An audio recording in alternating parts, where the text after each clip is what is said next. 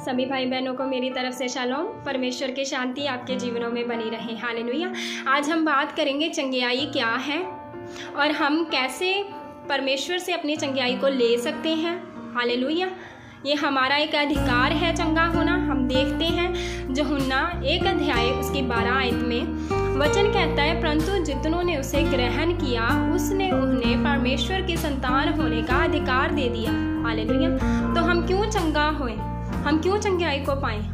क्योंकि अब हम परमेश्वर के संतान बन गए हैं। अब हम परमेश्वर के पुत्र पुत्रियां बन गए हैं। हालेलुया। तो परमेश्वर वचन में कहते हैं, एक इंसान की, एक संसारिक व्यक्ति की परमेश्वर ने एग्जाम्पल दी। एक जो संसारिक पिता है वो बुरा होकर अपने बच्चों को अच्छी से अच्छी वस्तुएं देना चाहता है। परमेश्वर का वचन कहता है, तो मैं क्यों ना तुम्हारा स्वर्गीय पिता इससे भी बढ़कर अच्छी से अच्छी वस्तुएं दूं? क्यों ना मैं तुझे अपना पवित्र आत्मा दूं? क्यों ना मैं तुझे सामर्थ दूं? क्यों ना मैं तुझे चंगियाई दूं? हालेलुया। ये हमारा अधिकार है चंगा होना। हालेलुया। हम नहीं चंगा होंगे तो कौन होंगे? वो अन्य जाति जो परमेश्वर को मानते नहीं। हम नहीं चंगा होंगे तो कौन होंगे? जो दिन रात हम परमेश्वर को पुकारते हैं, हम दुहाई देते हैं परमेश्वर की, तो परमेश्वर हमें नहीं चंगा करेगा तो किसको करेगा? हालेलुया। परमेश्वर हमें ही चंगा करेगा। क्यों? क्योंकि परमेश्वर कहता है, मैं अपना कान उनकी दुहाई की ओर लगाता हूँ, जो दिन रात मेरी दुहाई देते हैं, जो दिन रात मुझे पुकारते हैं। हालेलुया। तो याद रखें, जब आप फर्स्ट टाइम चर्च गए थे, आपने परमेश्वर के बारे में सुना था, आप बीमारी की अवस्था में आप चर्च में गए थे, तो परमेश्वर ने आपको छुआ, आपको चंगा किया। हालेलुया। आपने चंगाई को पाया, परमेश्वर का अनुग्रह आप पर हुआ। तो कितने साल बाद फिर से वो बीमारी अगर आपके जीवन में आ जाती है, कोई दुख आ जाता है, तो याद रखें, अगर परमेश्वर ने पहले हमें चंगा किया है जब हम चर्च गए थे, तो आज वो क्यों ना हमें चंगा करेगा? हालेलुया। वो क्यों ना आज हमें चंगा करेगा? अपने विश्वास को बढ़ाएं, विश्वास में बढ़ें, आप प्रार्थना में बढ़ें, परमेश्वर से मांगें कि परमेश्वर जैसे तूने मुझे पहले छुआ था आज भी मुझे छू, जैसे आपने मुझे पहले चंगा किया था आप आज भी मुझे चंगा करे। तू चंगा करने वाला परमेश्वर है, तू मेरा जिंदा परमेश्वर है। हालेलुया। वो जिंदा परमेश्वर है, वो मरा नहीं है। हालेलुया। वो हमारी प्रार्थना का उत्तर देने वाला परमेश्वर है। हालेलुया। आज हम 3 चीज़ों को देखेंगे। हालेलुया। पहला हमने देखा हमारा अधिकार क्या है, सेकंड हम देखेंगे पिता की इच्छा क्या है। हालेलुया। तो स्वर्गीय पिता की इच्छा क्या है? यूहन्ना 1 अध्याय उसकी 3 और 4 आयत को हम पढ़ें। इसमें वचन कहता है, क्योंकि जब भाइयों ने आकर तेरे उस सत्य की गवाही दी जिस पर तू सचमुच चलता है, तो मैं बहुत आनंदित हुआ। मुझे इससे बढ़कर और कोई आनंद नहीं हुआ कि मैं सुनूं कि मेरे बच्चे सत्य पर चलते हैं। हालेलुया। कहता, जब तेरे भाइयों ने आकर मुझे बताया तो मुझे बहुत खुशी हुई कि तू सत्य पर चलता। सत्य कौन है? परमेश्वर है। परमेश्वर सच्चाई है। हालेलुया। तो सत्य पर चलता है, कहता मैं बहुत आनंदित हुआ। हालेलुया।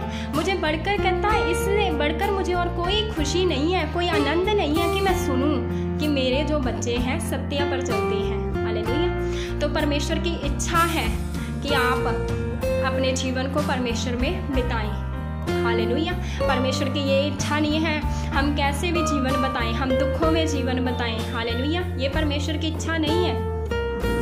परमेश्वर की इच्छा है कि आप अपने स्वर्गीय पिता की मर्जी को पूरा करें। हालेलुया। जब आप अपने स्वर्गीय पिता की मर्जी को पूरा करेंगे तो सारे रोग परमेश्वर आपके जीवन से क्या करेगा? दूर करेगा। ये रोग ही नहीं, परमेश्वर और भी बहुत सारे आपके जो केस है वो हल करेगा। हालेलुया। हम 3rd पॉइंट देखेंगे, परमेश्वर की वाचा क्या है। हालेलुया। हम वाचा पर जाएंगे। निर्गमन 25 अध्याय उसकी 23 आयत को, तू अपने परमेश्वर यहोवा की उपासना करना, तब वह तेरे अन्न जल पर आशीष देगा और तेरे बीच में सारे रोग को दूर कर देगा। कब परमेश्वर हमारे अन्न जल पर आशीष देगा और हमसे सारे रोग को दूर करेगा? कहता, जब तू अपने यहोवा परमेश्वर की क्या करना? आराधना करना, उपासना करना। वचन कहता है आराधना के द्वारा ही तेरे बंधन टूटने हैं। हालेलुया। जो ज़्यादा वर्शिप करते हैं, देखना परमेश्वर उनके कैसे बंधनों को खोलता है। हालेलुया। तो परमेश्वर कहता पूरे मन से तो यहोवा अलावा अपने परमेश्वर की क्या करना, उपासना करना पूरे मन से, तो तेरे बीच में सारे रोगों को परमेश्वर क्या करेगा, दूर कर देगा। हालेलुया। पौलुस सिलास को देखें, कैसे वो बंधनों में थे, जेल में थे, जकड़े हुए थे। आधी रात को वो भजन गा रहे हैं, वो बजा रहे हैं, अपनी बेड़ियों को हिला रहे हैं, बजा रहे हैं, गा रहे हैं, वर्शिप कर रहे हैं। देखो एक दूत उतरा, हालेलुया, वो आज़ाद हो गए, दूत ने उन्हें आज़ाद कर दिया। कब आज़ाद किया? जब उन्होंने आराधना करनी शुरू की। हालेलुया। तो हमें क्या करना है? हमें आराधना में बढ़ना है, हमें प्रार्थना में बढ़ना है। हालेलुया।